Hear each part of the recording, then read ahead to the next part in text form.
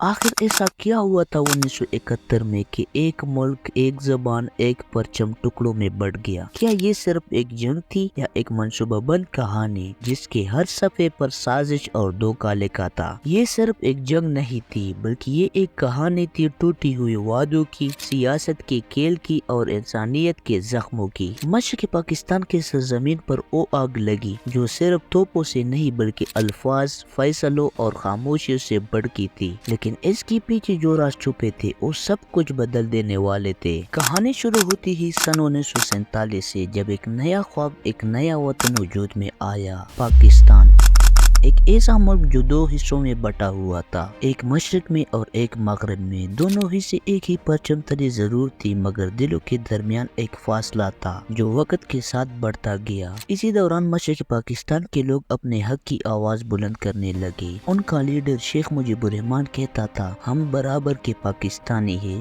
غلام نہیں۔ لیکن مغربی پاکستان کے ایوانوں میں یہ آواز بغاوت سمجھی گئی۔ اسلام آباد کی خاموش فضا میں سیاست کے فیصلے ہونے لگے۔ جنرل یحییٰ خان اقتدار کے نشے میں ہر آواز کو خطرہ سمجھنے لگے۔ ادھر ذوالفقار علی بھٹو طاقت کے کھیل میں اپنی چالیں چل رہے تھے۔ اقتدار کی کرسی قوم کی وجود سے زیادہ قیمتی ہو گئی تھی۔ رفتہ رفتہ مشرقی پاکستان میں حالات بگڑنے لگے۔ ڈھاکہ کی گلیوں میں خوف کا سایہ پھیل گیا۔ عوام سڑکوں پر نکل آئے۔ 6 نکات ان کی امید بن چکی تھی، مگر ایوان اقتدار نے ان نکات کو غداری کا نام دے دیا۔ پھر ایک دن مارچ 1971 میں تاریخ نے وہ موڑ دیکھا جس نے سب کچھ بدل دیا۔ شیخ مجیب الرحمن کی جماعت الیکشن جیت چکی تھی، مگر اقتدار دینے سے انکار کر دیا گیا۔ بات معمولی اختلاف سے شروع ہوئی اور رفتہ رفتہ ٹکراؤ میں بدل گئی، اور پھر آپریشن سرچ لائٹ شروع ہوا۔ اور آج جب ڈھاکہ کی زمین لہو میں ڈوب گئی، آخر وہ کون سا لمحہ تھا جب ایک قوم کے درمیان دراڑ پڑی؟ کیا یہ صرف سیاست تھی یا ایک سوچی سمجھی سازش؟ کیا یہ طاقت کی بھوک تھی یا غیر ملکی ہاتھوں کا کھیل؟ اسی دوران بھارتی خفیہ ایجنسی متحرک ہو چکی تھی۔ مکتی بہانے کے نام سے ایک نئی طاقت جنم لے چکی تھی جو اندر ہی اندر جنگ کی آگ بھڑکا رہی تھی۔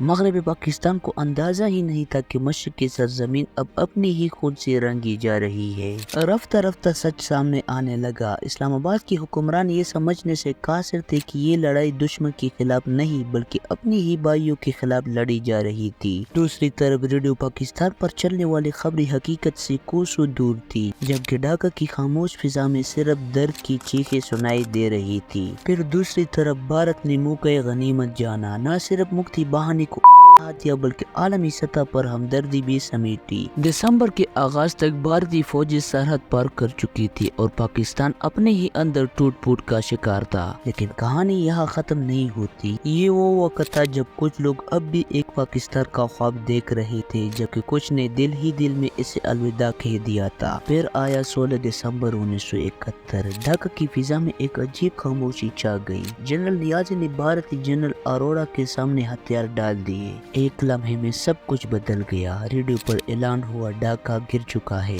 وہ لمحہ صرف ایک شکست نہیں تھی بلکہ ایک خواب کا ٹوٹ جانا تھا۔ سڑکوں پر لوگ رو رہے تھے، کچھ ڈس بیلیف میں، کچھ غصے میں تو کچھ شرمندگی میں۔ ایک ملک جو ایک نظریے پر بنا تھا آج دو حصوں میں بٹ گیا، اور تاریخ نے سوال چھوڑ دیا، کیا ہم نے خود اپنے آپ کو توڑا؟ یہ کہانی صرف ماضی کی نہیں، یہ آج کے پاکستان کے لیے بھی سبق ہے۔ قومیں توپوں سے نہیں بلکہ اعتماد کے ٹوٹنے سے بکھرتی ہے۔ جب انصاف کمزور اور طاقتور اندھا ہو جائے تو ملک صرف جغرافیہ میں نہیں دلوں میں بھی تقسیم ہو جاتا ہے۔ آخر کار یہ یاد رکھنا ضروری ہے کہ 1971 کا سانحہ صرف ایک المیہ نہیں تھا، یہ ایک آئینہ تھا جس میں آج بھی ہم اپنا چہرہ دیکھ سکتے ہیں۔ اور اگر آپ کو یہ ویڈیو پسند آئی ہو تو ویڈیو کو لائک کریں، چینل کو سبسکرائب کرنا نہ بھولیں، اپنے اور اپنے پیاروں کا بہت سارا خیال رکھیے گا۔ ملتے ہیں اگلی ویڈیو میں، تب تک کے لیے اللہ حافظ۔